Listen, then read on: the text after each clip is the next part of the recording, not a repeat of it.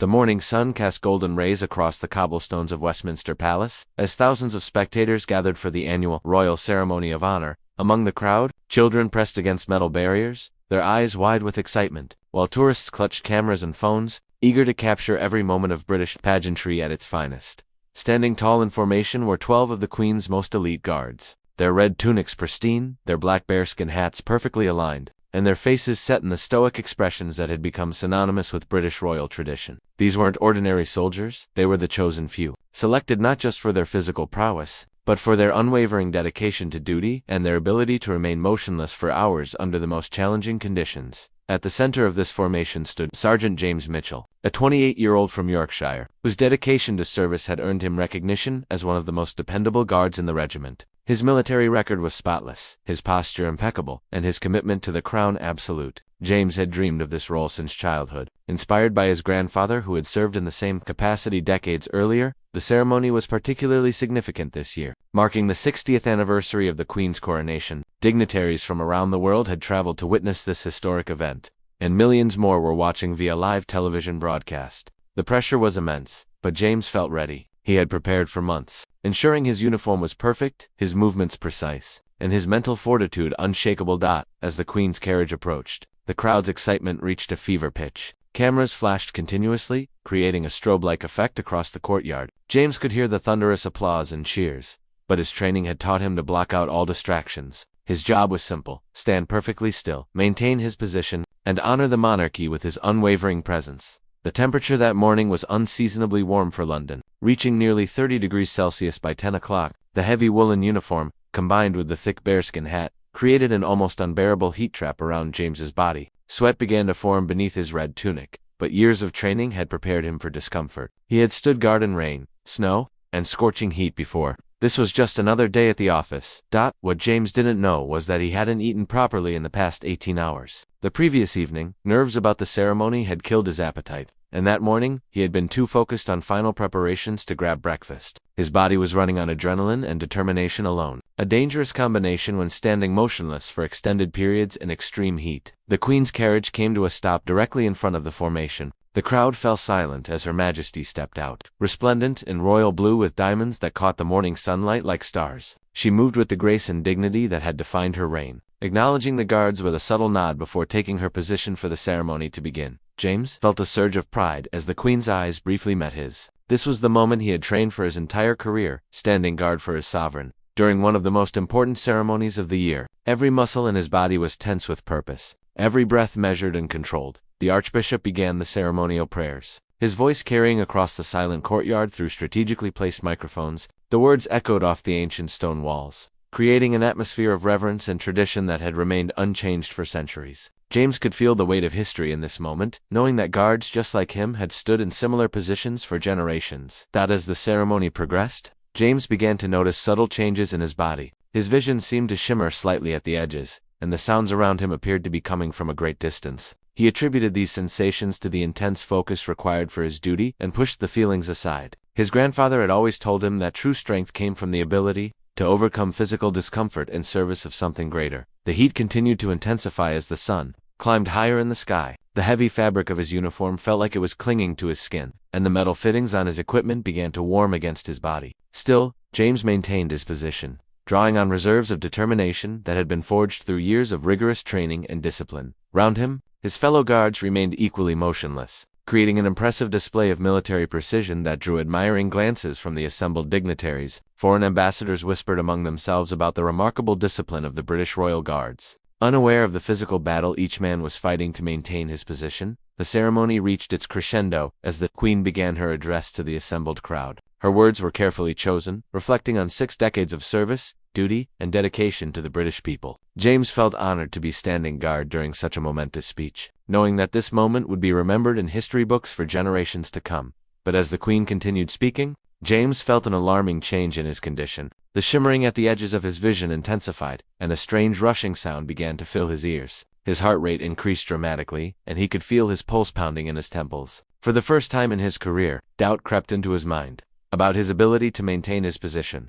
The crowd was completely absorbed in the Queen's speech, hanging on every word as she reflected on the challenges and triumphs of her reign. Television cameras panned across the formation of guards, capturing their unwavering dedication for viewers around the world. No one suspected that behind the stoic facade, one of Britain's finest soldiers was fighting an internal battle that would soon shock the entire nation. James tried to focus on his breathing, using techniques he had learned during training to manage stress and discomfort. He concentrated on the Queen's voice, using her words as an anchor to keep himself grounded in the moment. But his body was betraying him, and the physical symptoms continued to intensify despite his mental efforts to overcome them. The heat seemed to press down on him like a physical weight, and his heavy uniform felt like it was suffocating him. The ornate ceremony continued around him, but James was becoming increasingly disconnected from the proceedings as his body began to shut down from the combination of heat, exhaustion, and lack of nutrition. What happened next would be captured by dozens of cameras and witnessed by millions of people around the world, creating one of the most talked about moments in royal ceremony history. The proud tradition of the royal guards would be tested in a way no one could have anticipated, and James Mitchell would become the center of a story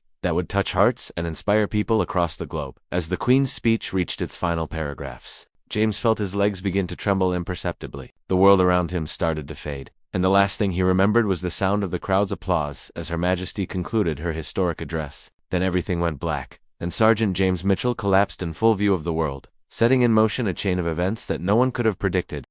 The sound that echoed across the courtyard was unlike anything the thousands of spectators had ever heard during a royal ceremony. It was the metallic clang of a ceremonial sword hitting cobblestones, followed by the heavier thud of a human body collapsing. For a moment, time seemed frozen as every eye turned toward the source of the disturbance. Sergeant James Mitchell lay motionless on the ancient stones, his pristine red uniform now askew, his bearskin hat rolled several feet away. The perfectly straight line of guards suddenly had a gap like a missing tooth in what had been a flawless smile of military precision. The sight was so unexpected, so contrary to everything people expected from the royal guards, that many spectators initially thought it might be part of the ceremony. The Queen, who had been concluding her historic speech, paused mid-sentence. Her keen eyes immediately assessed the situation with the composure that had defined her 60-year reign. Without missing a beat, she gave an almost imperceptible nod to her personal security detail, a signal that she was aware of the situation and trusted them to handle it appropriately. Television cameras around the world captured every second of the unfolding drama.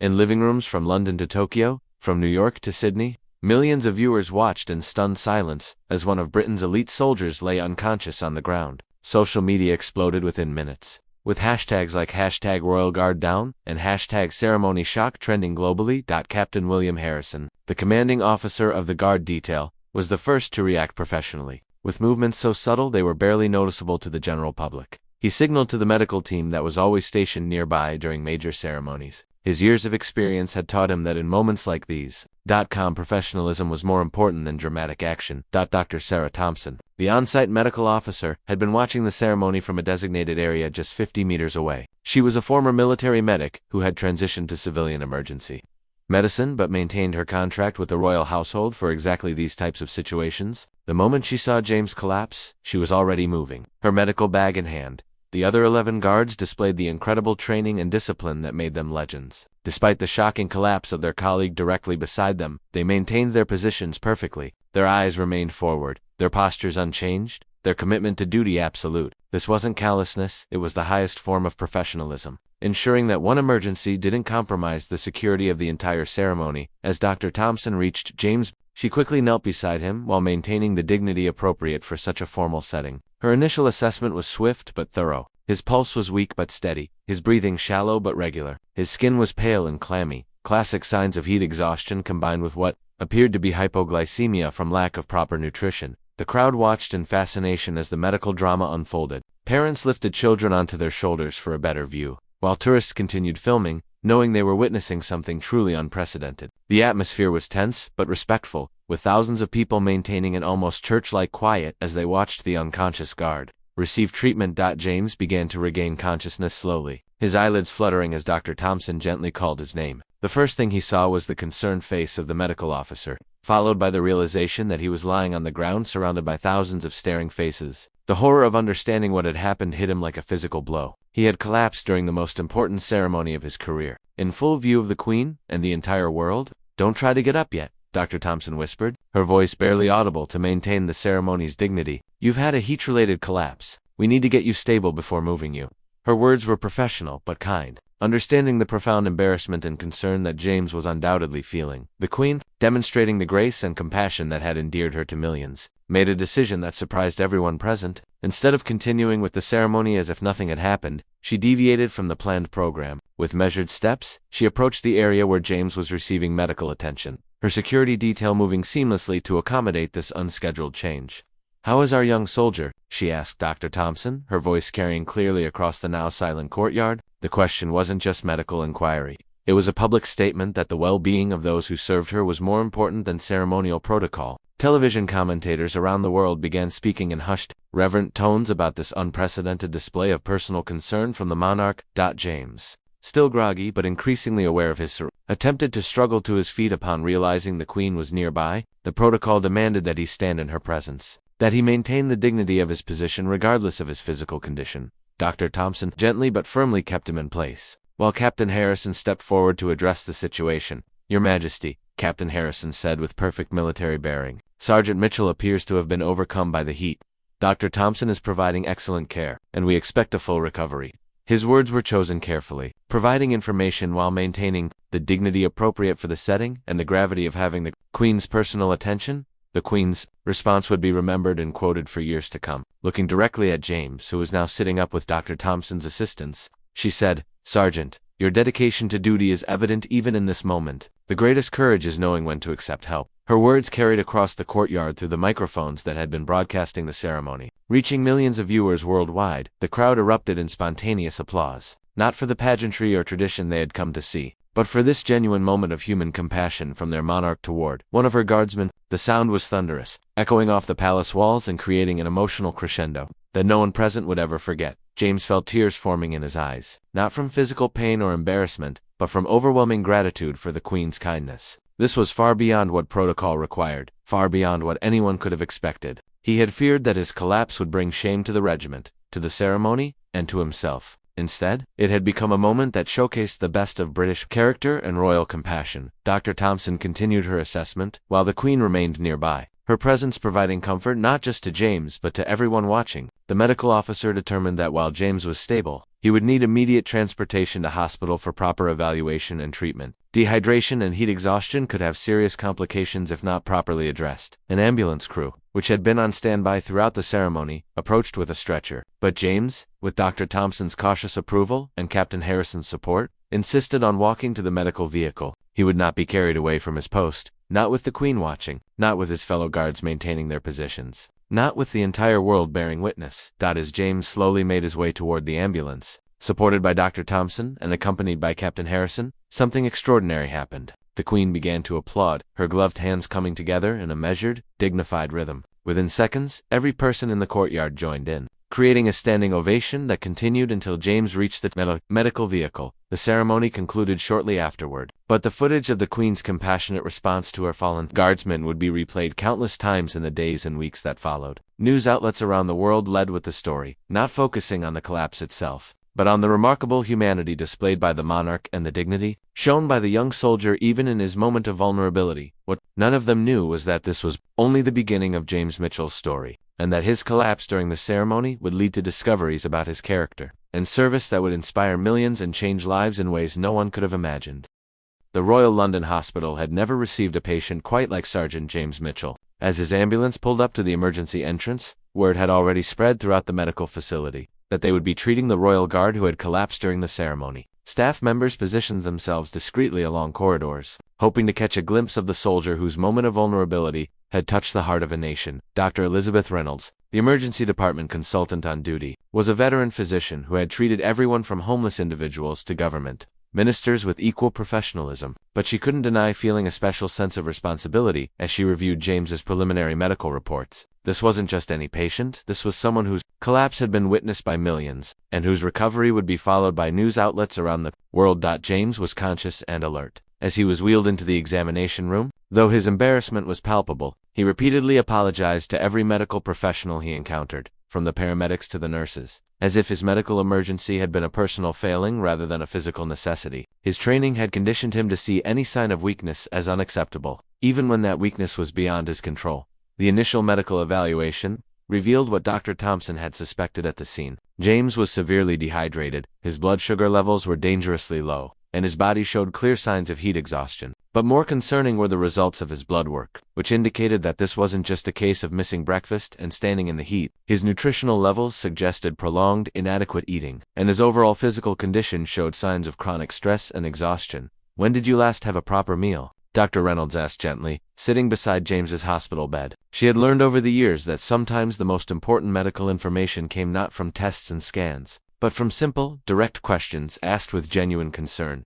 James hesitated before answering, his military training making him reluctant to admit what he perceived as personal failures. "I haven't been very hungry lately," he said quietly. "The preparations for today's ceremony, the extra training sessions, the pressure to be perfect, it all just made eating seem less important than making sure I didn't let anyone down." As Dr. Reynolds continued her examination and questioning, a clearer picture began to emerge. James had been working additional shifts to cover for colleagues who were ill, volunteering for extra ceremonial duties, and spending his off hours engaged in activities he wouldn't specify. The combination had left him chronically exhausted and inadvertently malnourished, creating the perfect conditions for his public collapse. Meanwhile, outside the hospital, something unprecedented was happening. Word of James's hospitalization had spread through social media, and people had begun gathering outside the medical facility. They weren't protesters they were ordinary citizens, who had been moved by what they had witnessed during the ceremony and wanted to show their support for the young guardsman. Mrs. Agnes Patterson, a 72-year-old retired teacher from nearby Bethnal Green, was among the first to arrive. She carried a handmade card and a small bouquet of flowers from her garden. "That young man showed such courage," she told a reporter who approached her. "Even when he was poorly, he tried to maintain his dignity. That's the kind of person we should all be supporting." The crowd outside grew throughout the afternoon, creating an impromptu vigil of support that hospital security had never encountered before. Families with children, elderly couples, young professionals still in their work clothes, all united by their admiration for the guardsmen they had watched collapse and recover with such grace. Local businesses began donating food and drinks for the gathering crowd, turning the area into an unexpected community celebration. Inside the hospital, James remained unaware of the gathering support. He was focused on answering Dr. Reynolds' questions and trying to understand how his dedication to duty had led to such a public embarrassment. What he couldn't bring himself to tell the doctor was the real reason behind his exhaustion and poor nutrition, information that would only emerge later and would shock everyone who thought they understood his story. Captain Harrison arrived at the hospital in civilian clothes. Having changed out of his ceremonial uniform immediately after the ceremony concluded, his visit was both official and personal. Official because James was one of his soldiers, and any medical incident during duty required proper documentation. But personal because he genuinely cared about the welfare of the men under his command. "How are you feeling, Sergeant?" Captain Harrison asked, settling into the chair beside James's bed. The formal military hierarchy seemed less important in the sterile hospital environment, replaced by simple human concern. Between two professionals who had shared years of service together, James struggled to meet his commanding officer's eyes. "Sir, I'm mortified. I've disgraced the regiment, embarrassed Her Majesty, and turned a sacred ceremony into a medical emergency. I don't know how I'll ever make amends for what happened today." The words came out in a rush, carrying all the guilt and shame he had been feeling since regaining consciousness on the palace courtyard. Captain Harrison's response was not what James expected. "Sergeant, I've been commanding guards for 15 years. I've seen men collapse from heat, from illness, from exhaustion, and from circumstances beyond their control. What I witnessed today wasn't disgrace. It was a soldier pushing himself beyond reasonable limits in service to his duty. The Queen herself praised your dedication. The public is calling you a hero. The only person who thinks you've done something wrong is you." The conversation was interrupted by a knock on the door. A hospital administrator entered, looking somewhat overwhelmed by the unprecedented situation developing outside the building. "Excuse me, Sergeant Mitchell, but we have a rather unusual situation. There are several hundred people gathered outside who want to show their support for you. They're asking if they can send messages or if there's anything you need." James was stunned into silence. The idea that strangers would take time from their lives to show concern for a soldier they had never met was completely beyond his experience. His military service had taught him about duty, honor, and sacrifice, but it hadn't prepared him for the possibility that his moment of vulnerability would inspire such genuine human kindness from complete strangers. Dr. Reynolds returned with the results of additional tests, her expression serious but not alarming. "James, your immediate medical condition is stable and treatable, but I need to ask you some more detailed questions about your lifestyle and eating habits. The blood work suggests this collapse might be symptomatic of a broader pattern of I want to make sure we address the underlying causes, not just treat the immediate symptoms." As the afternoon progressed, More pieces of James's puzzle began to emerge through careful medical questioning and observation: his reluctance to discuss his off-duty activities, his chronic fatigue despite being a highly trained athlete, his poor nutrition despite having access to military dining facilities, all suggested there was more to his story than simple ceremonial preparation pressure. Dr. Reynolds and Captain Harrison were beginning to suspect, and what the gathering crowd outside could never have imagined, was that James's collapse during the ceremony was not the result of dedication to royal service, but rather the consequence of another type of service entirely, one that would soon be revealed, and would transform him from a sympathetic figure into a true inspiration to millions around the world. The breakthrough came unexpectedly the following morning when James's mobile phone began ringing persistently on the bedside table. Dr. Reynolds had insisted he stay overnight for observation, and the continuous monitoring had shown significant improvement in his vital signs. But it was the caller ID on his phone that would finally unlock the mystery surrounding his condition. Uncle James. Uncle James. Are you okay? The voice belonged to 8-year-old Sophie, and even through the phone's speaker, her distress was unmistakable. Dr. Reynolds, who was conducting morning rounds, paused at the obvious emotion in the child's voice. James's face immediately transformed from embarrassment to deep concern as he answered the call. I'm fine, sweetheart. I'm in the hospital, but I'm going to be okay, James said softly, his entire demeanor changing as he spoke to the child. Are you and the others eating breakfast? Did Mrs. Patterson from next door bring the groceries like she promised? The questions revealed a level of responsibility and care that had nothing to do with military duties. Dr. Reynolds stepped closer, her medical instincts telling her that this conversation might hold the key to understanding her patient's condition. As James continued talking to Sophie, mentioning other names, Tommy, Marcus, little Emma, and at least a dozen others, a picture began to emerge that was far more complex than anyone had imagined. After James ended the call, Dr. Reynolds sat down beside his bed with a gentle but determined expression. James, I think it's time you told me the complete truth about your situation. Those children who are worried about you, they're not just friends or relatives, are they? And your exhaustion and poor nutrition aren't just from military duties. James looked out the hospital window at the crowd of supporters who had maintained their vigil throughout the night. Some had brought sleeping bags and were clearly prepared to stay until they knew he was well. The sight of their dedication gave him the courage to finally share his story completely. 3 years ago, my sister Sarah died in a car accident, James began, his voice steady but filled with emotion. She was a single mother with 2 children, Sophie and Tommy, ages 5 and 6 at the time. They had no other family except me. The state wanted to put them into the foster care system, split them up probably, send them to different families. Dr. Reynolds listened without interruption, beginning to understand the scope of what James had taken on. His story continued to unfold, revealing a level of personal sacrifice that went far beyond his military service. I couldn't let that happen. I applied to become their legal guardian, used my military housing allowance to rent a larger flat, arranged for childcare during my duties. But Sophie and Tommy weren't the only children who needed help in our neighborhood. There was Marcus, whose grandmother was too sick to care for him properly. Emma, whose parents had abandoned her with neighbors, who were struggling themselves. The full picture was becoming clear to Dr. Reynolds. James hadn't just taken in his sister's children, he had somehow become a one-man support system for vulnerable children. Throughout his community, his military salary, which should have been adequate for a single man, was being stretched to cover the needs of multiple children who had nowhere else to turn. How many children are you currently caring for? Dr. Reynolds asked. Though she suspected the answer would be overwhelming, James hesitated, knowing how impossible his situation would sound to someone hearing it for the first time, directly. 7 children live in my flat, but there are at least 15 others in the neighborhood who depend on me for food, school supplies, clothes, or just having a safe place to go when their situations become dangerous. The mathematics of James's collapse suddenly made perfect sense to Dr. Reynolds. He was a single man on a military salary trying to provide for more than 20 children. He was skipping meals to make sure they could eat, working extra shifts to pay for their necessities, and sacrificing his own health to ensure their well-being. His collapse during the ceremony wasn't from dedication to the Queen. It was from dedication to children who had no one else. Captain Harrison, who had arrived for his daily visit, overheard the last part of James's explanation. His expression shifted from concern to amazement as he realized what his subordinate had been accomplishing outside of military duties. James, why didn't you ever ask for help? Why didn't you tell anyone in the regiment what you were dealing with? Because it's my responsibility, sir, James replied with the same tone he would use for any military briefing. These children didn't ask to be in these situations. If I can help them, then that's what I should do. I thought I could manage everything, my duties and their needs, but clearly I was wrong about my own limitations. Word of James's revelation began to spread through the hospital staff, and soon reached the crowd of supporters outside. The news that the guardsman they had been supporting was himself supporting more than 20 vulnerable children.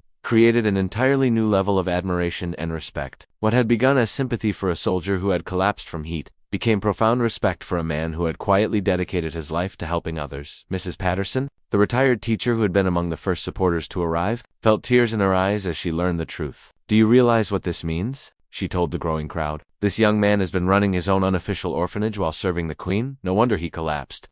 He's been carrying the weight of the world on his shoulders." Local news crews, who had initially come to cover the human interest story of public support for a fallen guardsman, found themselves with a much bigger story. This wasn't just about a ceremonial collapse, this was about a modern-day hero who had been quietly transforming lives while fulfilling his military duties. The story began to spread across social media platforms, with hashtags like #GuardianAngel and #SoldierSavesChildren trending worldwide. Inside the hospital, James was becoming increasingly uncomfortable with the attention his situation was receiving. He had never intended for his private efforts to become public knowledge, and he worried about how the exposure might affect the children he was trying to protect. "Doctor, I need to get back to them," James said, attempting to sit up in bed. "Sophie and Tommy will be scared if I'm not there when they get home from school. Marcus has nightmares when I'm not around to check on him. They need consistency, not more disruption in their lives." Dr. Reynolds gently pushed him back onto the pillow. "James, you're not going anywhere until we've properly addressed your nutritional deficiencies and exhaustion, but more importantly, you're not going back to trying to handle this situation entirely on your own. What you've accomplished is extraordinary, but it's not sustainable. You nearly died yesterday from the strain of trying to be everything to everyone."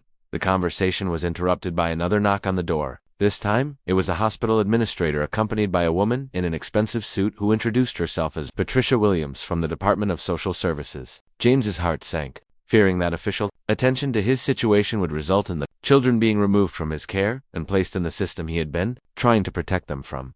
But Ms. Williams' first words surprised him completely. "Sergeant Mitchell, I'm not here to take the children away. I'm here to find out how we can help you continue the extraordinary work you've been doing. Your story has reached some very important people, and they want to ensure that you have the resources and support you need to continue caring for these children properly." What James didn't know was that his story had already reached the highest levels of government, and decisions were being made that would transform not just his life, but the lives of every child he had been trying to protect. The transformation began within hours of James's story becoming public knowledge. What started as a local news item about a collapsed royal guard had evolved into an international phenomenon that was touching hearts and opening wallets across the globe. The switchboard at the Royal London Hospital was overwhelmed with calls from people wanting to help. Donations were pouring in from every corner of the United Kingdom and beyond, and social media campaigns were organizing support efforts faster than anyone could have imagined. Patricia Williams from Social Services had brought with her a folder thick with documentation, but also something James hadn't expected: hope. As she sat beside his hospital bed, she explained that his situation had triggered emergency meetings at the highest levels of government, not to punish him for taking on responsibilities beyond his means, but to understand how the system had failed so many children that a single soldier had felt compelled to fill the gap himself. "James, what you've accomplished is remarkable, but it's also revealed some serious problems with our child welfare system," Ms. Williams explained. "The Prime Minister has personally instructed our department to ensure that you receive every possible support to continue caring for these children, and to use your situation as a model for creating better systems to help other children in similar circumstances." The scope of official support being offered was staggering. Emergency housing assistance would provide a proper facility suitable for housing multiple children. Educational grants would ensure every child under James's care could attend school with all necessary supplies and support. Medical coverage would guarantee proper health care for everyone involved. Most importantly, professional social workers would be assigned to help James navigate the legal and practical aspects of caring for so many children. But the government response was just the beginning. Outside the hospital, the crowd of supporters had swelled to over 1,000 people, creating a peaceful but determined presence that local authorities had never encountered before. What made this gathering unique was its organization and purpose. These weren't protesters or demonstrators, but ordinary citizens who had been inspired to take action by James's story. Margaret Thompson, a wealthy businesswoman from London's financial district, had been among those watching the ceremony when James collapsed. She had initially felt simple sympathy for the young soldier, but learning about his care for vulnerable children had triggered something much deeper. As the CEO of a successful investment firm,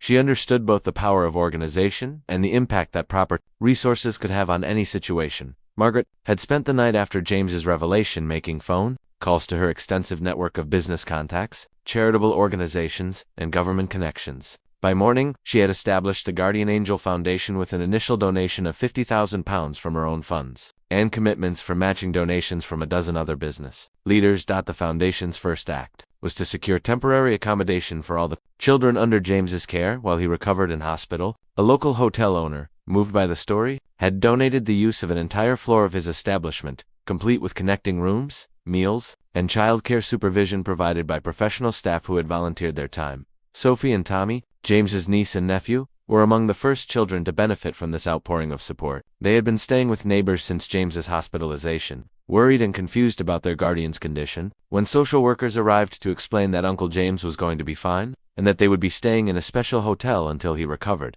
their relief was palpable. "Can we really see Uncle James every day?" Sophie asked the social worker, her 8-year-old face showing the strain of the past 2 days. "He's never been away from us this long before. We were scared something terrible had happened and we'd have to go live with strangers again." The social worker, moved by the child's obvious love and trust in James, assured her that not only would they be able to visit daily, but that arrangements were being made to ensure they would never have to worry about being separated from their guardian again. Legal proceedings were already underway to formalize James's status as their permanent guardian. With the full support and resources of the state, back at the hospital, James was struggling to comprehend the magnitude of support being offered. Dr. Reynolds had cleared him medically for discharge, but Captain Harrison had requested that he remain an additional day to meet with various officials and organization representatives who wanted to discuss ongoing support arrangements. The parade of visitors was overwhelming. Representatives from children's charities wanted to understand how James had identified and helped so many vulnerable children without any official support system. Educational specialists were interested in ensuring that all the children received appropriate schooling. Mental health professionals were concerned about providing trauma counseling for children who had experienced abandonment, abuse, or neglect before finding safety with James. But perhaps the most significant visitor was someone James never expected to see. Princess Anne, known for her extensive charitable work and no-nonsense approach to helping others, arrived at the hospital with minimal fanfare but maximum impact. Her visit wasn't ceremonial or symbolic. She came with specific questions and practical proposals for long-term solutions. "Sergeant Mitchell," Princess Anne said, settling into the chair beside his bed with the same directness she brought to all her charitable endeavors. "I've spent 30 years working with children's organizations, and I've never encountered someone who has accomplished what you have with so few resources. I want to understand exactly how you did it, and how we can support you in continuing this work properly." James found himself explaining his methods to royalty, how he had learned to stretch grocery budgets to feed multiple children, how he had negotiated with landlords to find safe housing, how he had built relationships with teachers and neighbors to create an informal support network. His approach had been entirely practical, driven by necessity rather than theory, but Princess Anne recognized its effectiveness immediately. "What you've created is essentially a successful model for community-based child welfare," she told him. "The difference is that you've been doing the work of an entire organization by yourself. We need to build a proper structure around your approach, so that other communities can implement similar programs." The conversation led to an unprecedented proposal. Princess Anne suggested establishing a new type of children's home, one that would be run along the lines of James's informal family structure, but with proper funding, legal framework, and professional support. James would be offered the position of director, allowing him to continue caring for his current children while also training others to implement similar programs across the country. The offer was both thrilling and terrifying for James.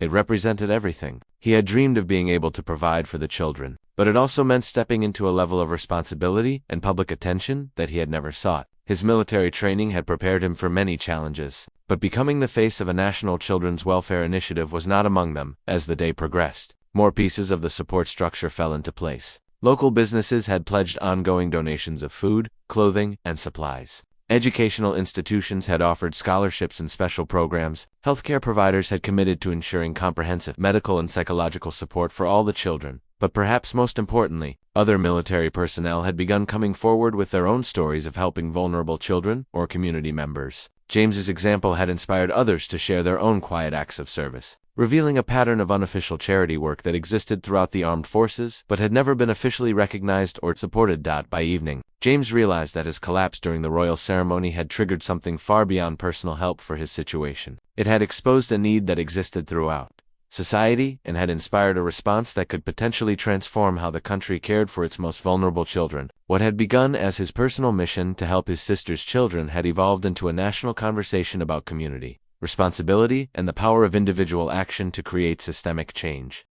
6 months after his collapse during the royal ceremony, Sergeant James Mitchell stood in the garden of what had once been an abandoned Victorian mansion in North London, watching 23 children play on new playground equipment while trained childcare professionals supervised nearby. The transformation of both the building and his life had been so complete that sometimes he had to remind himself that it was real. The Guardian Angel Children's Home, as it had been officially named, was unlike any traditional care facility in the country, built around James's philosophy that vulnerable children needed family-like stability rather than institutional care. It operated as a series of small family units within a larger supportive community. Each unit housed 4 to 6 children with dedicated care providers who lived on site, creating the consistency and personal attention that James had always believed was crucial for healing traumatized children. Sophie and Tommy, now 9 and 10 years old, had adapted beautifully to their new environment. Sophie had discovered a talent for art in the home's well-equipped creative studios, while Tommy excelled in the educational programs that had been specially designed to help children catch up on learning they might have missed during difficult periods in their lives.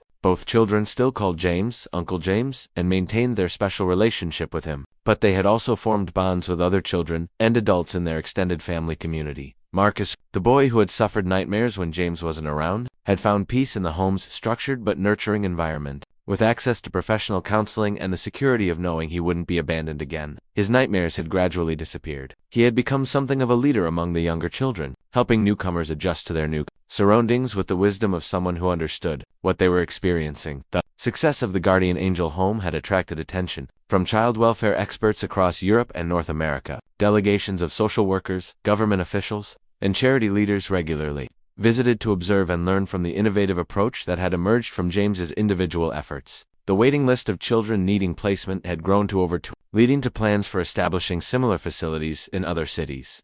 James himself had undergone a transformation that was almost as dramatic as that of the children he cared for. No longer the exhausted soldier struggling to manage an impossible situation alone, he had grown into a confident advocate and administrator who could speak eloquently about child welfare policy to government committees one day. In comfort, a frightened new arrival the next. His military background had proven invaluable in his new role. The organizational skills, leadership abilities, and commitment to service that had made him an excellent royal guard translated perfectly to running a complex care facility. He had been promoted to the equivalent rank of major in recognition of his new responsibilities. Though he continued to wear his uniform with the same pride he had always felt for military service, the royal family's involvement in the project had continued far beyond Princess Anne's initial visit. The Queen herself had made an official visit to the completed facility, during which she had a private conversation with James that neither of them ever discussed publicly, but which left him visibly moved, and more determined than ever to expand the program's reach. Prince William and Catherine had become patron and patroness of the Guardian Angel Foundation, lending their names and influence to fundraising efforts that had raised over £2 million in the first year alone. More importantly, their involvement had helped maintain public attention on the broader issues of child welfare that James's story had brought to light. The original crowd of supporters who had gathered outside the hospital had evolved into a network of volunteers who contributed everything from tutoring services to weekend outings for the children. Mrs. Patterson, the retired teacher who had been among the first to offer support, had become the volunteer coordinator and was practically a grandmother figure to every child in the facility. Margaret Thompson's business network had provided ongoing financial stability through a combination of corporate donations and investment strategies that ensured the home's long-term sustainability. But more than the money, the business community's involvement had brought professional expertise in areas like facility management, educational programming, and strategic planning that had elevated the home's operations to exceptional standards.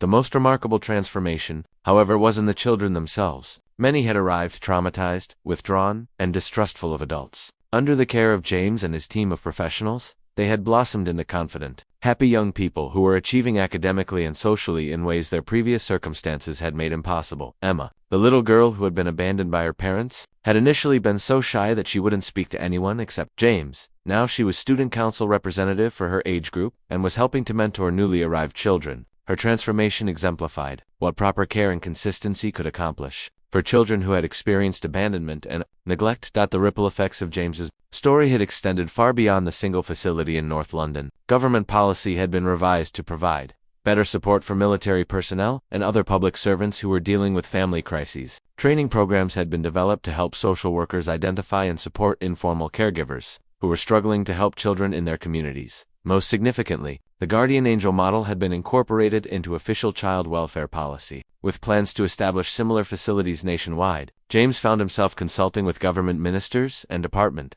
heads about implementing programs that would ensure no child would fall through the cracks of the system, and no individual would have to carry the burden of caring for vulnerable children without proper support.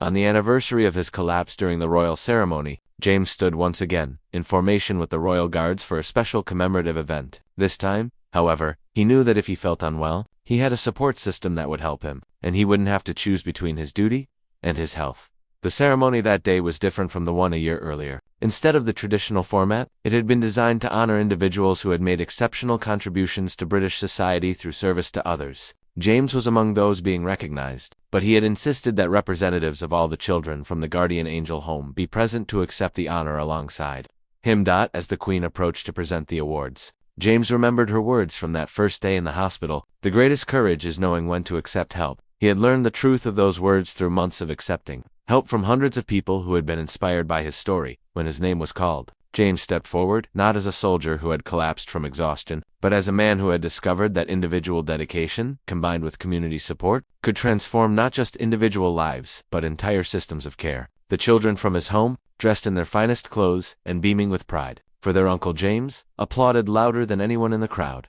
The ceremony concluded with the Queen's remarks about the power of service to others and the importance of supporting those who dedicate their lives to helping the most vulnerable members of society. But for James, the real measure of success wasn't the official recognition or media attention. It was the sight of 23 children who now had stable, loving homes and bright futures ahead of them. As the crowds dispersed and the children returned to their home, James reflected on how dramatically his life had changed from that moment when he collapsed on the palace courtyard. His collapse had seemed like a failure at the time, but it had actually been the beginning of the most important and successful mission of his life. Sometimes, he realized, what appears to be falling down is actually the first step toward rising higher than you ever imagined possible.